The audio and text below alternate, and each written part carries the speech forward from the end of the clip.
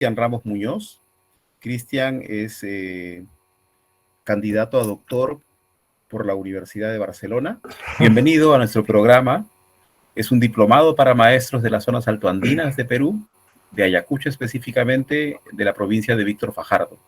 Pues todos aquí te damos nuestro saludo y nuestro deseo de tenerte, nuestra alegría de tenerte aquí con nosotros.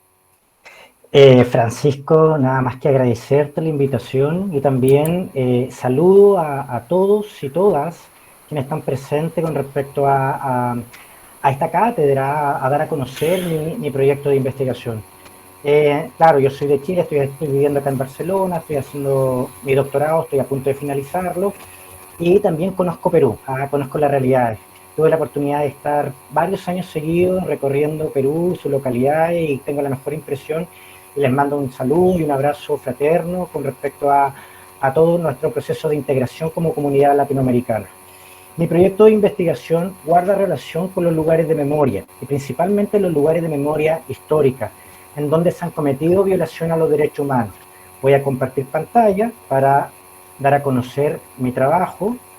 Perfecto, me gustaría comenzar con la siguiente cita, que ya hace referencia a: hemos sido sobrevivientes, familiares y organizaciones de derechos humanos quienes hemos trabajado en la recuperación de estos antiguos centros de detención clandestinos, tortura y exterminio, para resignificarlo y convertirlo en espacios de memoria, promotores de una cultura de derechos humanos en donde la reflexión, la educación en derechos humanos y la memoria tienen un lugar central, dejando atrás su legado de muerte y horror.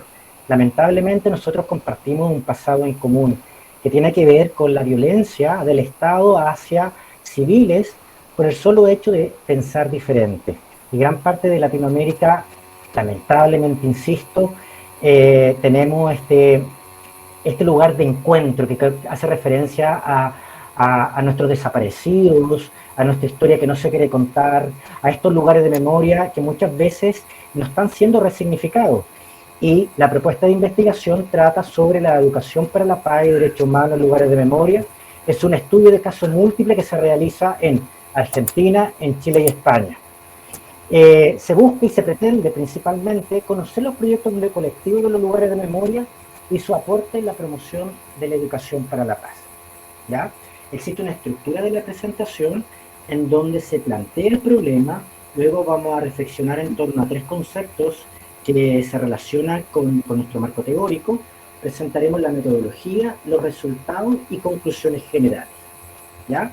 El planteamiento del problema se relaciona principalmente con nuestro objetivo general, como le estaba comentando, de analizar los proyectos colectivos de los lugares de memoria en Argentina, Chile y España, ya los conoceremos, y su aporte en la promoción de la educación para la paz y en derechos humanos. ¿En función a qué? En función al proyecto propiamente tal, a las acciones prácticas, lo que realizan, y la recepción pedagógica de los actores de la memoria, es decir, el público que visita estos espacios.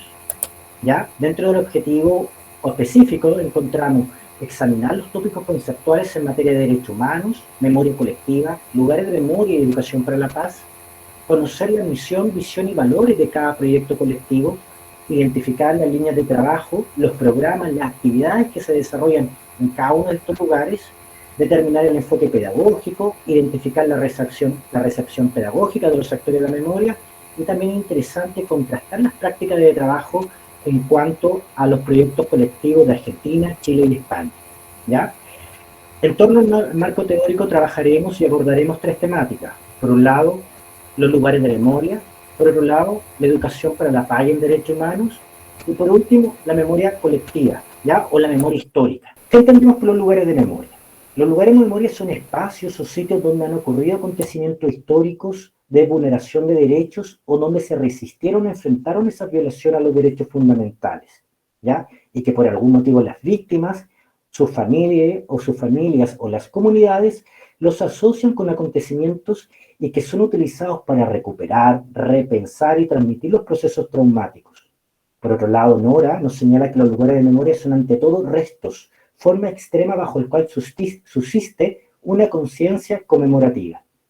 Y por último, Mora nos señala que los lugares de memoria se han constituido en escenario de reflexión sobre los errores del pasado, los desafíos del presente y las lecciones para el futuro. Es importante, señala también, que los lugares de memoria deben ser centros pedagógicos, puesto que debemos aprender sobre nuestro pasado para no cometer los errores en nuestro presente. Por otro lado, tenemos la definición de educación para la paz en derecho humano. La educación es clave. Nosotros y nosotras, como educadores y formadores, sabemos que la educación permite la promoción social, el cambio de prácticas y sobre todo establecer, generar, desarrollar competencias y capacidades y habilidades ciudadanas. Por lo tanto, la educación para la construcción de la cultura de paz ha de formar ciudadanos en un ambiente de justicia, del respeto y libertad, siguiendo la corriente de los enfoques de la educación solidaria e incluyente, como parte de la transversalidad curricular para responder al avance de la cultura, pues se debe educar de cara para la vida desarrollando actitudes coherentes con los derechos fundamentales, por lo cual se deben promover a través de diversas actividades en toda la trayectoria escolar. Se deben promover y fomentar valores, principios como la imaginación, la compasión, el diálogo, la solidaridad, el respeto, la integración, la participación, la comprensión y sobre todo la empatía. Por otro lado, nos encontramos con la memoria histórica, o la memoria colectiva. Existen diferentes corrientes. En América Latina se habla de la memoria colectiva y en Europa, y principalmente acá en España, se habla de la memoria histórica. Inclusive realizaron una reforma en la cual se comienza a hablar de la memoria democrática. ¿Ya? Entonces son diferentes corrientes, pero apuntan a lo mismo. Por lo cual el ciudadano necesita saber quién es, de dónde viene, por qué suceden los hechos y cómo deben plantear el presente y el futuro con gran objetivo de mejorar la sociedad. La memoria es un derecho ciudadano, es lo más importante.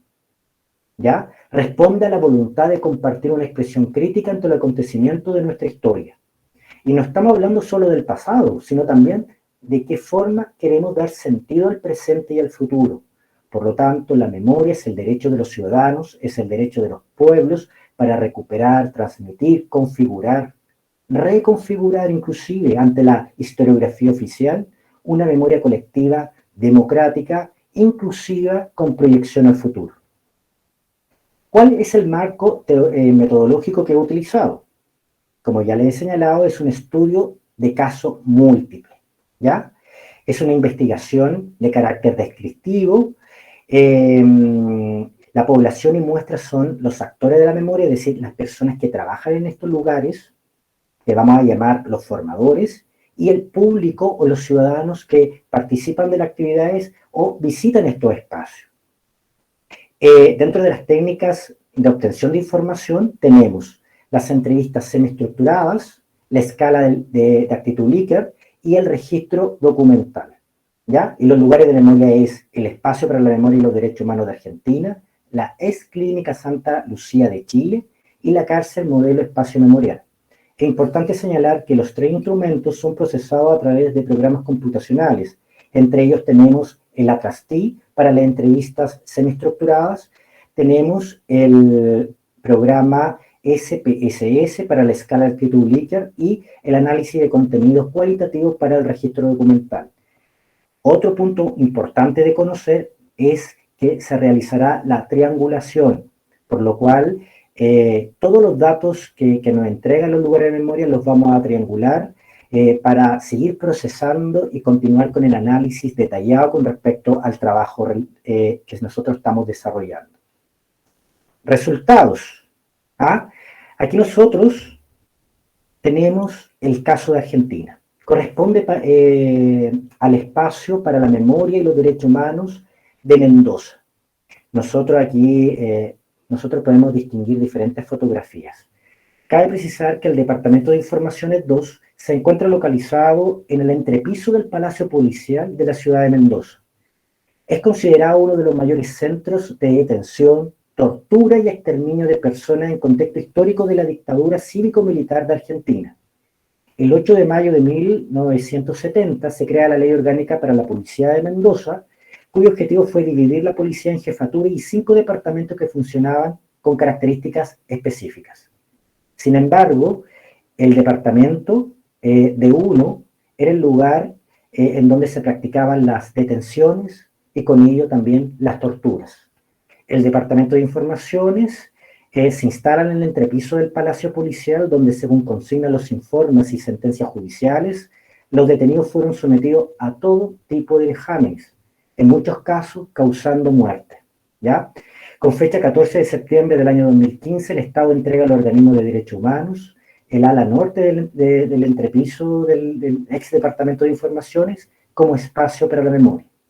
La escalera, si ustedes pueden distinguir, cumple un rol protagónico, puesto que los detenidos eran vendados, sin embargo podían entrever a través de esta venda. ¿Y cómo pudieron distinguir cuál era su lugar de tortura? Fueron el color rojo y las características de la escalera. Eso es sumamente importante. En la actualidad es un espacio para la memoria, abierto para la población, en donde se desarrollan y practican un sinnúmero de actividades para mantener vivo el proyecto y para mantener viva la memoria de este espacio de tortura. Luego nos encontramos con el caso de la Clínica Santa Lucía en Chile. Se encuentra ubicada en Santiago Centro, a paso del Palacio de la Moneda. ¿Por qué se llama Clínica Santa Lucía? Porque la parte de abajo de la clínica era una clínica para atender a los familiares, a los amigos de los funcionarios de la dictadura, y en los entrepisos superiores era una clínica de tortura, donde llegaban los detenidos en proceso de recuperación de otros centros de tortura, inclusive los recuperaban para seguir torturándolos, lamentablemente. En 1972 la propiedad fue comprada por el Movimiento de Acción Popular Unitaria con el objetivo de establecer su sede regional metropolitana y la dirección nacional del partido. Tras el golpe de Estado del 11 de septiembre de 1973 por Pinochet, la Junta de Gobierno allana la casona en reiteradas oportunidades como mecanismo de represión política. El 8 de octubre de 1973 la propiedad pasó a disposición del Estado.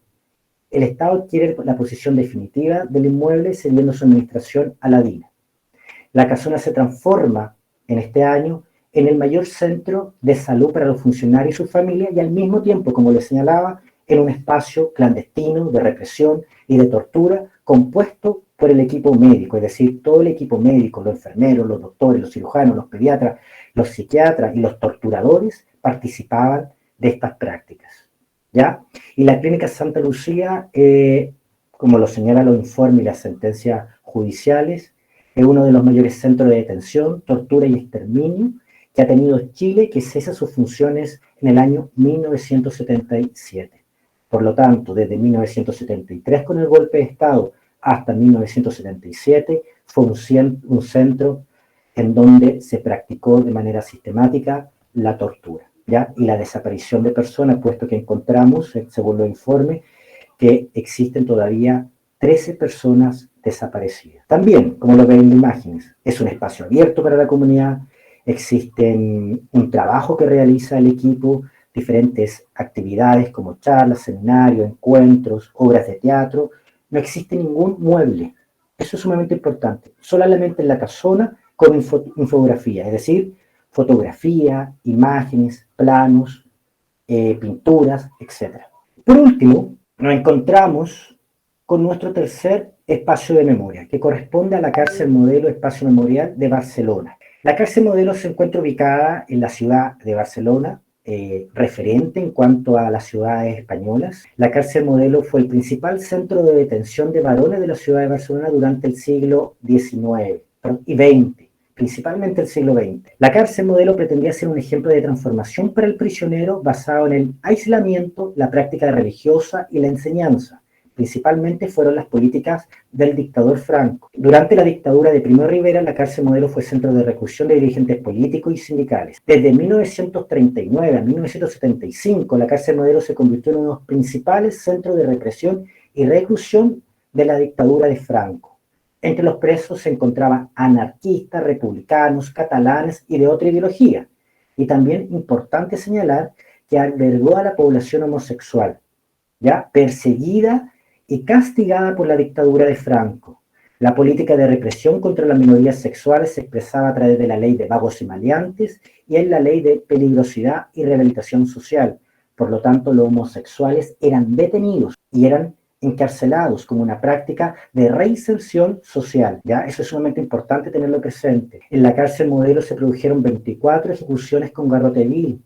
Es un instrumento utilizado en la Edad Media para causar dolor y con ello la muerte. El último ejecutado político corresponde a Salvador Puig Antich en 1974. El 8 de junio del año 2017, la cárcel La Modelo cesa sus funciones y se transforma en un centro cívico abierto para la comunidad, en donde se realizan trabajos, seminarios, visitas guiadas, con el objetivo de construir memoria y reflexionar sobre nuestro pasado presente.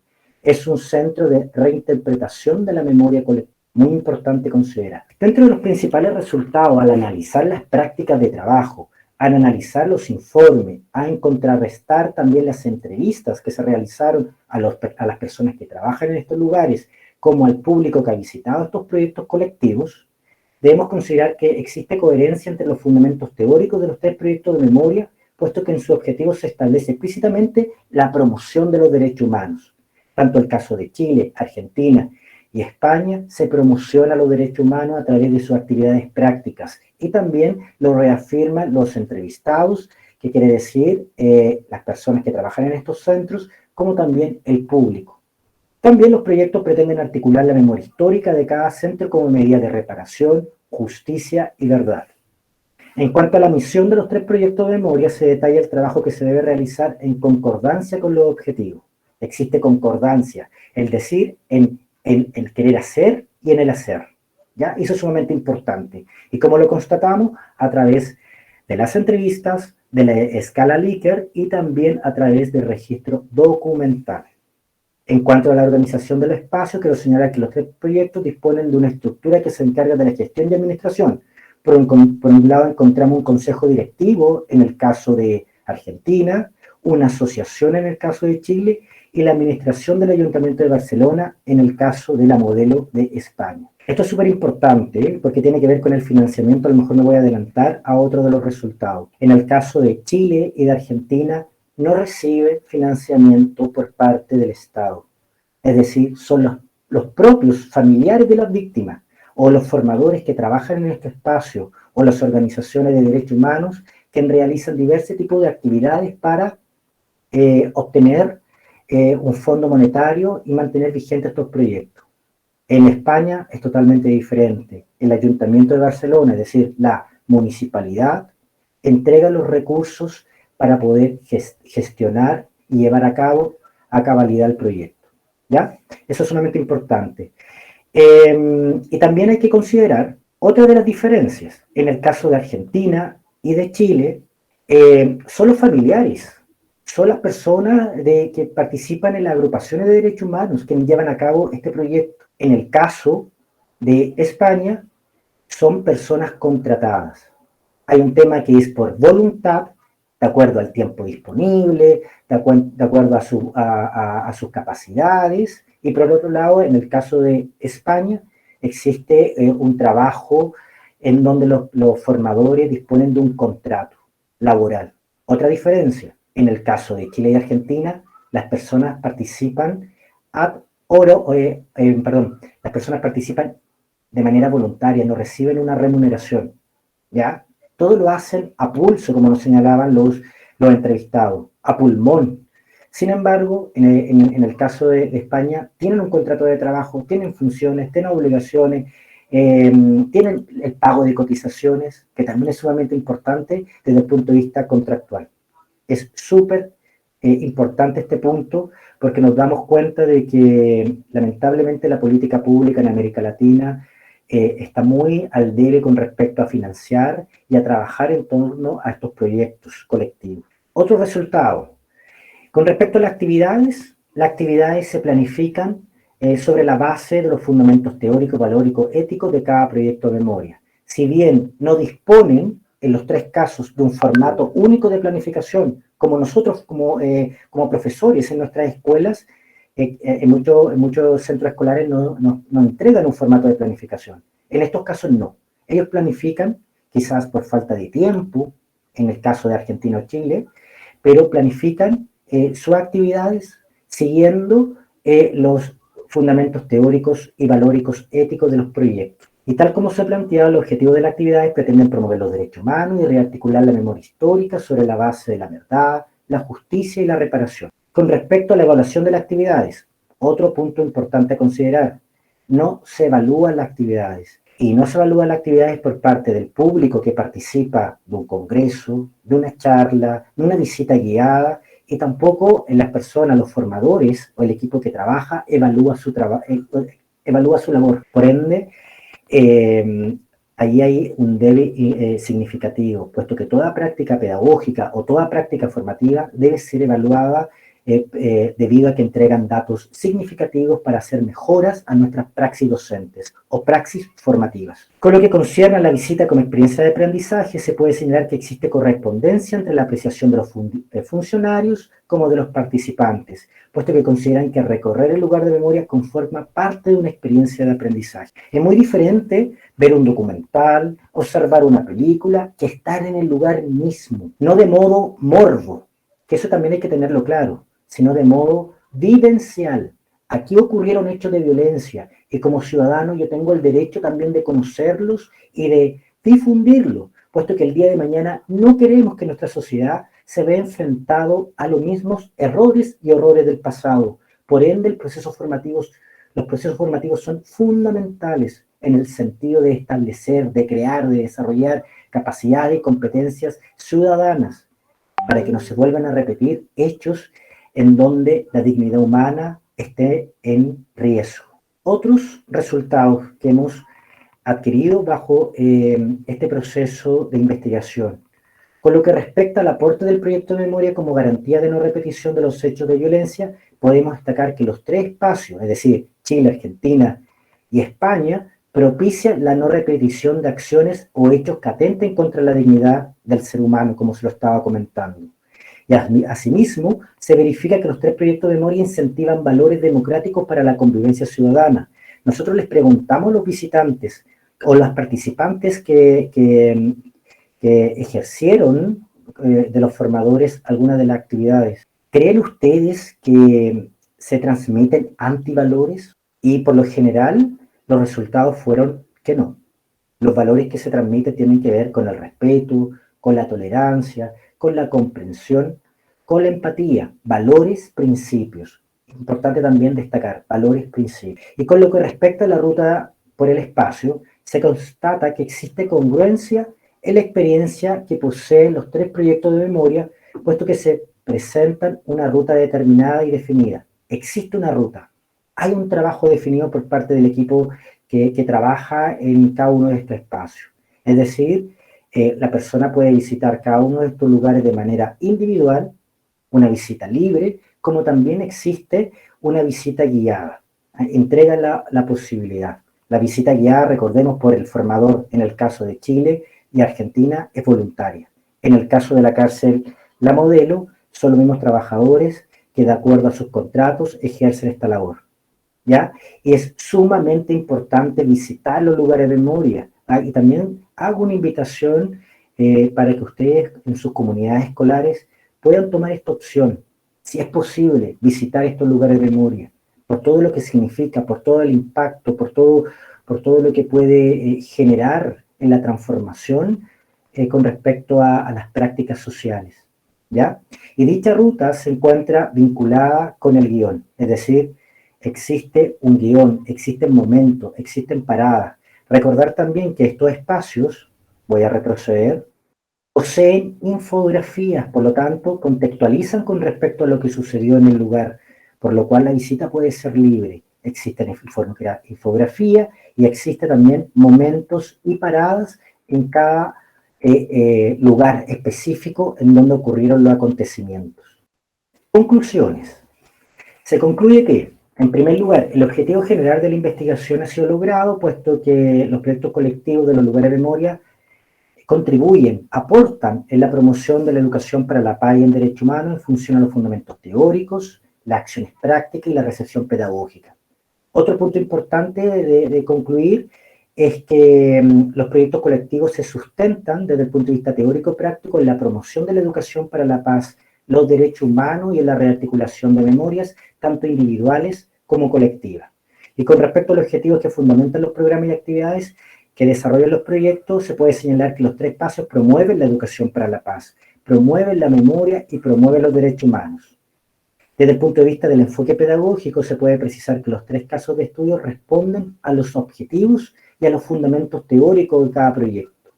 Y del mismo punto, los participantes señalan que el trabajo realizado por los 3 proyectos de memoria preservan y transmiten la memoria individuales y colectiva de los grupos vulnerados. Por último, me gustaría reflexionar con el equipo en torno a estas 3 preguntas. Voy a leer estas 3 preguntas y me gustaría luego generar un espacio de reflexión, de diálogo, de encuentro en torno a: ¿los lugares de memoria constituyen un símbolo de justicia, convivencia y respeto por los derechos humanos? Y la segunda pregunta: ¿por qué es importante visitar un lugar de memoria? Así que abro el diálogo, el debate, para que podamos establecer puntos de encuentro, de reflexión. ¿Quién ha visitado un lugar de memoria? ¿Qué ha significado para la persona visitar un lugar de memoria? Si podemos exponer, dialogar a través de la palabra. Para nosotros también el tema, primero porque el tema tiene también una razón de estar aquí, ¿no? Los maestros que trabajan en la región Ayacucho, los que han vivido en los años de la violencia, ya sea como docentes o antes, más jóvenes quizás, pues todavía tienen vivencias directas acerca de lo que fue el impacto de la violencia en la región y en sus vidas también. Hace como cerca de 8 años, 7 años, hicimos un congreso justo con la Escuela de Bellas Artes también, y luego hubo una pregunta en medio del congreso sobre que levanten la mano cuántos de ellos habían tenido una pérdida significativa de un familiar, amigo, cercano, alguien que ellos conocían durante la violencia, ¿no?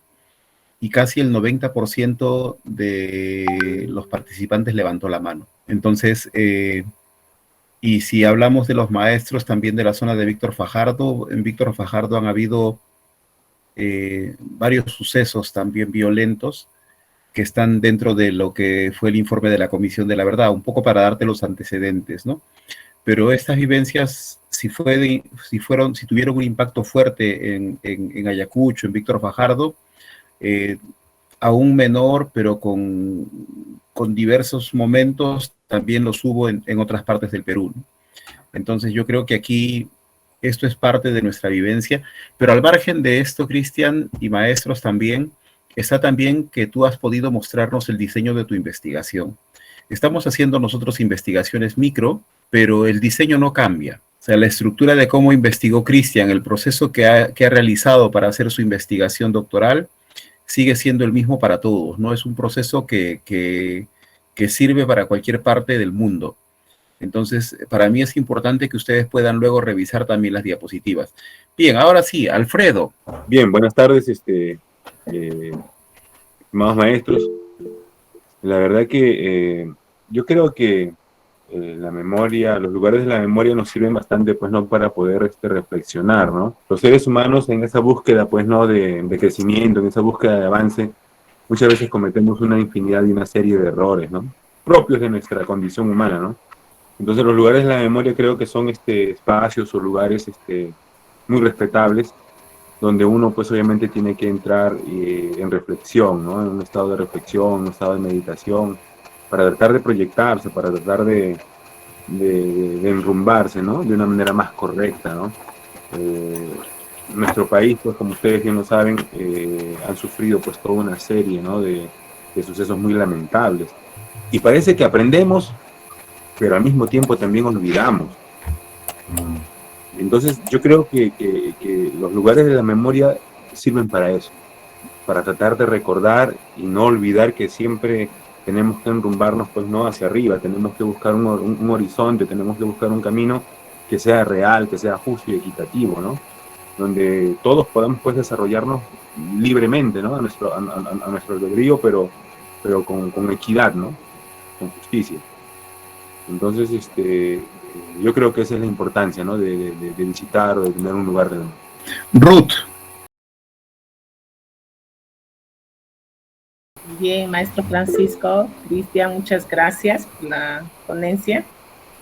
Mi participación aquí es sobre los lugares quizás de memoria, muchas veces para las personas que hemos vivido un tanto esta situación de la que es de la época del terrorismo, vamos a llamarlo así.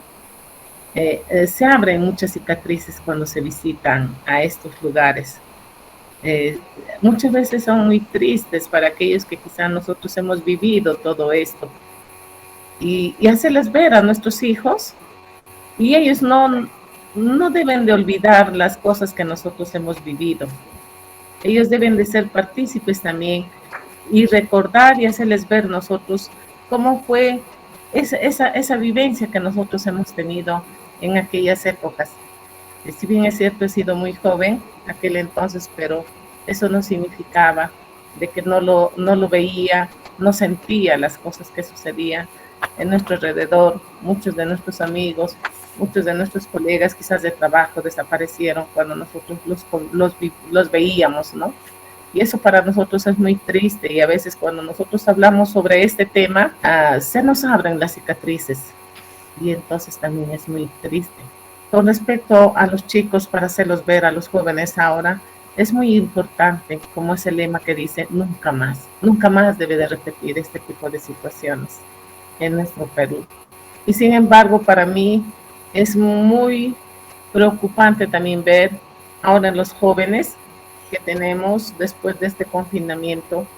Como maestra que soy en aula, veo con mucha preocupación, y yo quisiera que está Cristian acá, usted, maestro Francisco, nos apoyaran en que quizás cómo nosotros podríamos abordar este tema con nuestros estudiantes, porque se nota en los chicos cierta agresividad, y entonces retornaron así. Si hacemos una comparación entre los chicos antes de la pandemia y los chicos después de la pandemia, se nota esta agresividad. ¿Qué hacer? ¿Cómo trabajamos ahora frente a eso? También esa es mi preocupación. Muchas gracias, maestro Francisco. Muchas gracias, Cristian. Bueno, con respecto a visitar estos lugares de memoria, sí, generan mucha tensión, ¿ya? Es una tensión que tenemos que asumir, tenemos que enfrentar, y sobre todo tenemos que vivir, como planteaba Ruth, debemos aprender también con ello. Y por otro lado, Ruth también nos habla de la violencia o de los niveles de agresión que existen en nuestra sociedad actual. ¿Cómo se disminuye la violencia? Es a través de promover habilidades, capacidades, competencias en nuestros estudiantes en torno a valores ciudadanos, como el respeto, como la tolerancia, como la comprensión. Y también debemos fomentar capacidades en torno a la resolución pacífica del conflicto, reducir el conflicto, y que también sean ellos quienes tengan las capacidades para resolver sus propios conflictos. Pero para eso hay un trabajo. Algo que es importante también, ¿no? Yo hice, mi investigación doctoral fue sobre el método biográfico en torno a la violencia vivida por los docentes de Ayacucho en los tiempos del conflicto armado. Y cuando entrevistaba a los maestros, varios de ellos me decían como que yo no le cuento a mi hijo todo lo que viví, porque yo no quiero que él vuelva a vivir lo que hemos vivido nosotros, ¿no? Y maestros, ¿no? Maestros de secundaria, de educación superior, para mí era cuestionante, ¿no? O sea, el hecho que queremos reconstruir una región, un país, olvidando lo que hemos vivido. Algo que me encontré aquí en Alemania era que en Berlín, en Hamburgo, en varias partes, uno encontraba al pie de las veredas pequeños metales cuadraditos donde estaba el nombre de una persona, y a veces habían 4 o 5, frente a cada puerta habían varios, y eran la cantidad de personas que habían muerto por familia. Y eran como recordar y saber quiénes habían muerto, ¿no? Y estaba la fecha de la muerte, solo decía eso, el nombre y la fecha de la muerte, ¿no? Y eran como un recordatorio, eran bronces con los nombres, y que uno los encontraba como losas ahí pegadas en cada vereda, ¿no? Que están, Y para mí he tenido muchos encuentros de este tipo de manera muy cuestionante, ¿no? O sea, estuve en Buchenwald, que fue una zona también de exterminio.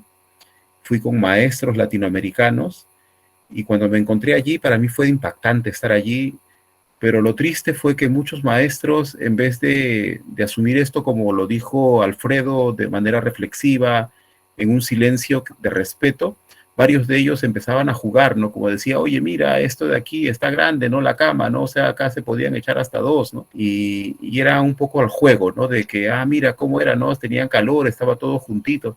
Y me preguntaba si los maestros no asumimos este proceso de reflexionar sobre nuestro pasado y sobre los lugares en los que hubo violencia, ¿qué esperamos de los demás también, ¿no? Si somos nosotros los que tenemos que hacer una reflexión de las vivencias que nuestra vida pasada nos ha dado, ¿no? Y en algunos casos lo que nos da no todo es positivo, no hemos vivido situaciones o momentos difíciles y hay que recordarlos también, es parte de nuestra experiencia. Bien, a ver, Miguel. ¿Qué tal? Buenas tardes, Juan Francisco y al ponente. Y justamente hacer una acotación que también desde el lado al menos que yo estoy tratando de llegar a una investigación del tema de memoria, pero desde el lado artístico, ver que al menos que cuando uno todavía no deja de ser estudiante, al menos aquí en la localidad de Ayacucho, como usted bien dijo, este tema es muy sensible, pero más allá de la sensibilidad que ahora nos toca, bueno, como futuro docente, es lo que dijo hace un momento de llegar a la reflexión, nosotros mismos como futuros docentes, entender que es parte de nuestra identidad y justamente en base a eso llegar a construir, digamos, a través de esta reflexión que se puede hacer, no solo material para llegar a tocar estos temas en las aulas, sino también para saber que al menos en Ayacucho, en el tema educativo, el tema del arte, bueno, que es mayormente la rama que me dedico, es una manera de educar y que cuando se toca estos temas, la sensibilidad del artista trasciende más allá, pero de las personas llegan a entender desde otro lado, digamos, más personal, el tema de la violencia del conflicto armado vivido en Ayacucho. Esto lo hago como acotación de que en Ayacucho, al menos a través del arte, se llega mucho más rápido a dar a entender que tenemos que reflexionar, tomarnos como algo normal, porque es parte de nuestra construcción social que ha venido desarrollándose pues desde estos tiempos, ¿no? Mi persona no ha vivido, he nacido en los años 80, también obviamente he tenido algún arraigo con este conflicto armado en parte familiar, pero también gracias a los estudios y a los tiempos que han pasado y a los viajes que he realizado, como dijo el ponente, yo fui a Argentina y vi otra manera distinta de ver la memoria.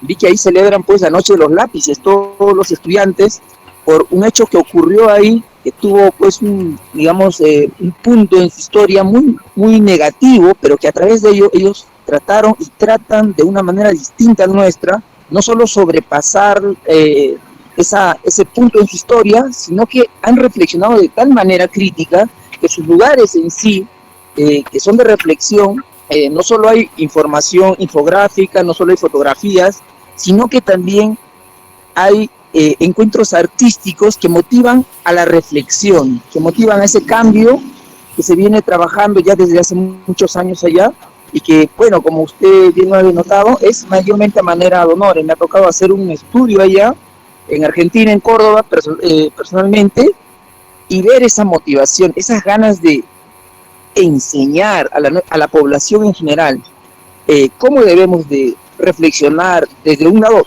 crítico, reflexivo, pero mayormente constructivo, de adaptarlo como una realidad propia, y a través de eso no solo empezar a construir, sino tener por hecho que el futuro se plantea de otra manera distinta. Desde el lado docente, al menos yo he tenido orientaciones de esa manera, desde un lado más propositivo, con el tema de memoria, y aquí en Ayacucho pues obviamente es distinto, porque la realidad ha sido muy distinta, pero también, ¿no? Como dijo el que participó anteriormente, es necesario como docentes llegar a reflexionar primeramente nosotros, llegar a entender nuestra historia y ver los puntos de memoria como nexo de nuestra cultura, porque no es solo una memoria individual, sino que ya se transforma en colectiva cuando estamos en nuestras aulas como docentes.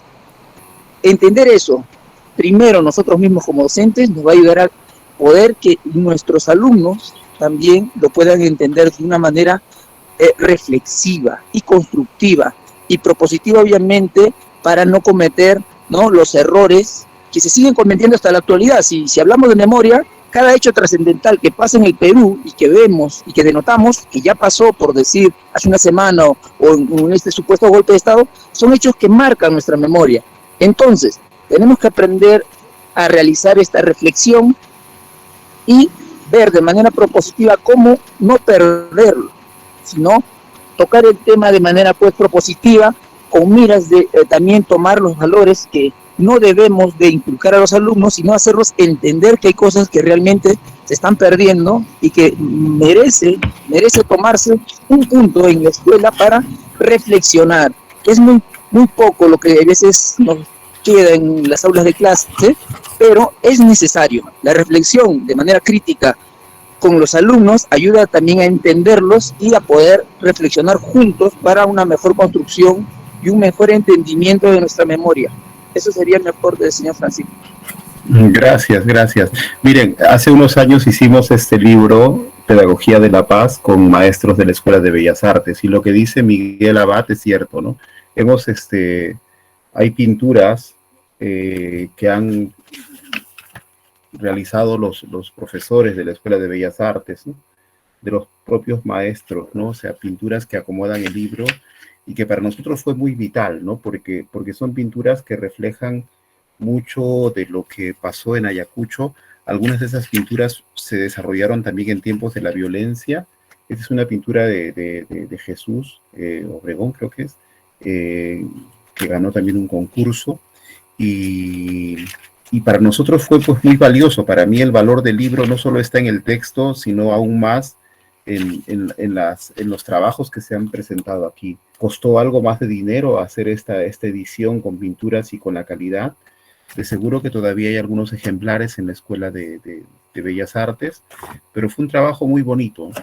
Y creo que nosotros, felicito la investigación que quieres hacer, Miguel, y también animo a que si de repente hay una micro investigación que toque el tema de memoria a través del arte, o en las escuelas de Víctor Fajardo, también sería muy interesante como relato, como lugar de memoria, buscando encontrar lugares donde hubo situaciones de violencia, y cómo podemos hacer desde esos puntos también una reflexión del pasado, ¿no?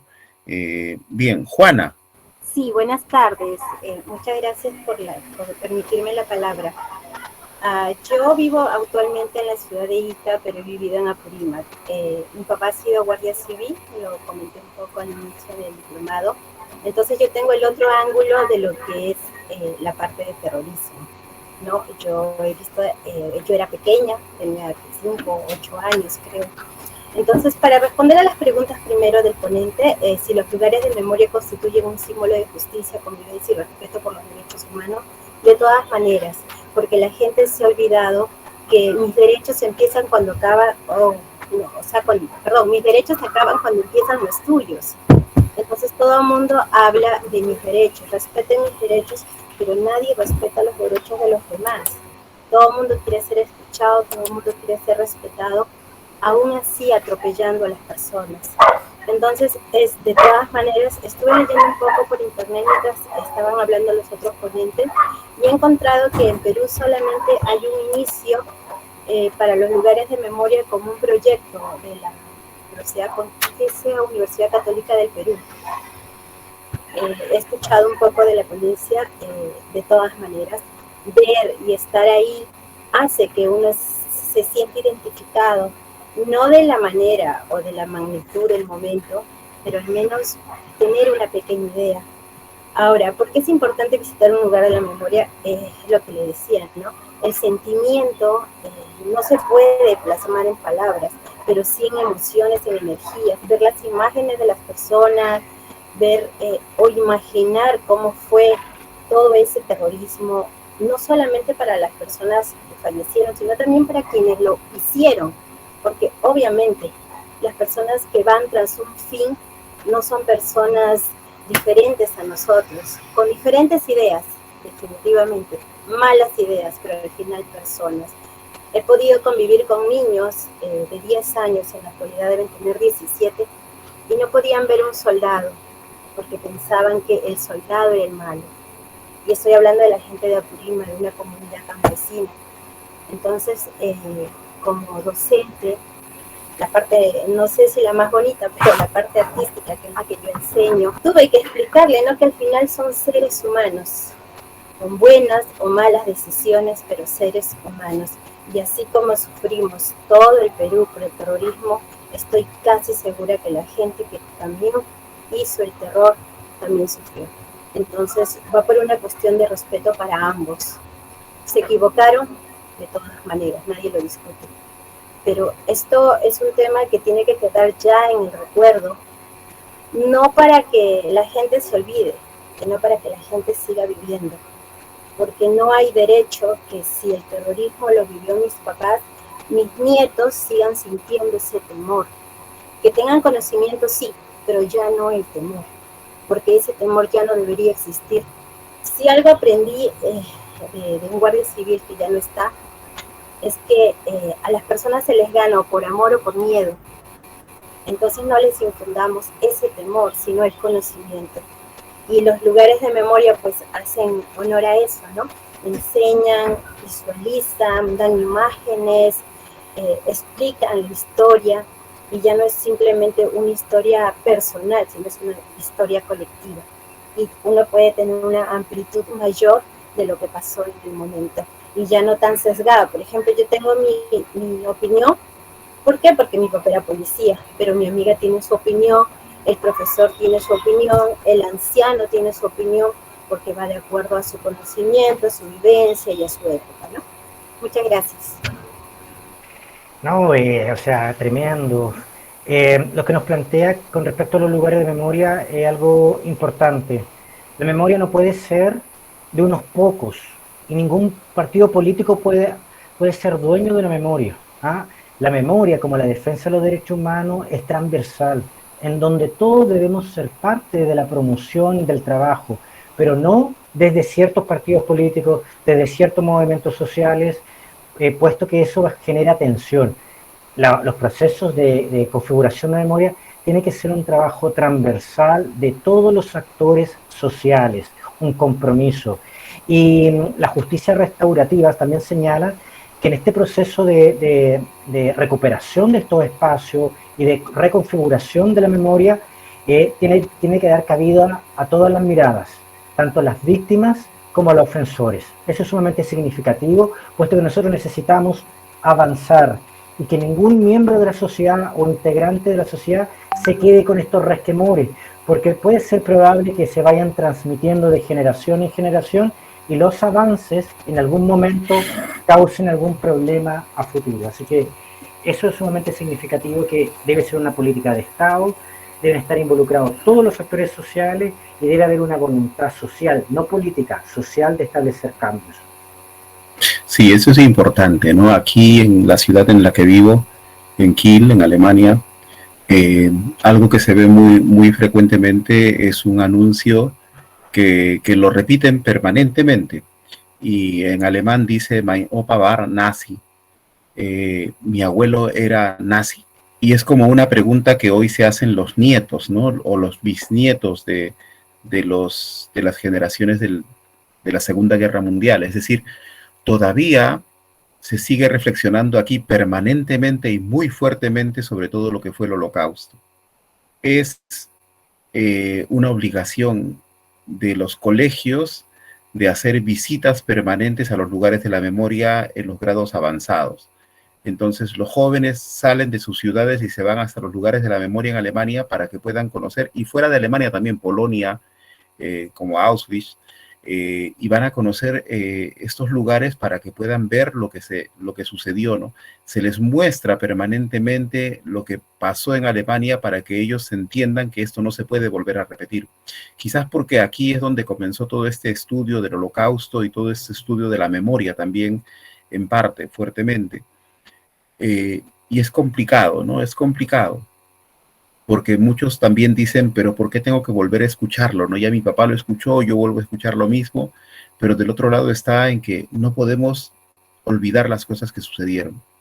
Y creo que es importante también para nosotros como peruanos darnos cuenta que en temas de memoria se han estado desarrollando muy poco trabajo desde el Estado. Una de las críticas que hacía en la investigación es que en Ayacucho se quiso reconstruir la educación, pero nunca se hizo un trabajo socioemocional con los maestros que vivieron la violencia. Y muchos maestros vivieron directamente la violencia y con ellos se volvió, después de que pasó el conflicto armado, con ellos se quiso restablecer el proceso de paz, pero nunca se hizo un trabajo realmente socioemocional para poder recomenzar un cambio, o comenzar un cambio. Bueno, Cristian, no sé si tienes algo más que decir para terminar esta jornada el día de hoy. Sí, dar las gracias y también invitarlos. Ustedes son protagonistas de los cambios que se pueden realizar en su comunidad educativa. Por lo tanto, invito a todos y a todas a establecer estos cambios a través del currículum oculto, si es que no está establecido de manera oficial, a generar estas transformaciones, a realizar prácticas que inviten a los participantes, a los estudiantes, a vincularse con su historia, con su memoria, con su comunidad y por sobre todo a promover una cultura del respeto y sobre todo de promoción de los derechos fundamentales. Así que yo me despido, agradecido, Francisco, y agradecido de cada uno de ustedes por la oportunidad de poder compartir mi experiencia, que también me imagino que puede ser su experiencia. Muchas gracias por todas tus reflexiones, por enseñarnos acerca de cómo se vivió la violencia y cómo se puede trabajar los lugares de la memoria desde las experiencias del sur de América del Sur. Y esperamos pues de repente en algún momento contar contigo, y creo que si alguien te contacta por el correo, tú estarás dispuesto de seguro a acompañar las ideas o las cosas que de repente quieran preguntarte, ¿verdad? Ningún problema, yo acabo de adjuntar mi correo personal, mi correo directo, que me van llegando toda la información, así que quien quiera contactarse conmigo, conversar, aconsejar, no sé, o intercambiar experiencia, no lo dude. Muchas gracias a todos, colegas. Va a haber una pequeña reflexión, voy a dejar una pequeña tarea sobre esta ponencia el día de hoy, que básicamente va a ser cómo podemos transferir, ¿no?, las experiencias que nos narró el día de hoy Cristian a su contexto local, regional, o local, provincial o regional, ¿no? O sea, cómo podemos transferir las experiencias que nos planteó Cristian desde la mirada de los lugares de la memoria en Chile, en Barcelona, en Argentina, y cómo lo podemos nosotros transferir a nuestros contextos personales o regionales. Bueno, muchas gracias. Entonces, esperen la comunicación.